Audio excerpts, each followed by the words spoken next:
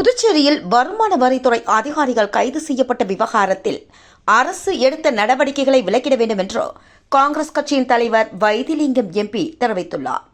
புதுச்சேரி காங்கிரஸ் கட்சி தலைமை அலுவலகத்தில் இது தொடர்பாக செய்தியாளர்களை சந்தித்து பேசிய வைத்திலிங்கம் எம்பி, இந்திய மக்களுக்காக நீதி கேட்டு காங்கிரஸ் சார்பில் ஜனவரி 14ஆம் தேதி ராகுல் காந்தி தலைமையில் நடைபயணம் துவங்க உள்ளது என்றும், புதுவையில் கலாச்சார சீரழிவு மிக மோசமாக காணப்படுவதாகவும், உரிய அனுமதியின்றி அனைத்து இடங்களிலும் பண்ணை வீடுகள் அமைக்கும் நிலை உள்ளது என்றும், எனவே சட்டவிரோதமாக நடத்தப்படும் பண்ணை வீடுகள் மீது நடவடிக்கை எடுத்து அதன் உரிமையாளர்களை கைது செய்திட வேண்டும் என்றார்.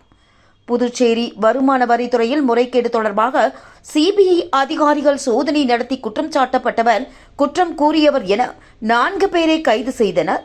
இதில் அரசு என்ன நடவடிக்கை எடுத்துள்ளது என்பதை விலக்கிட வேண்டும் என்றார்.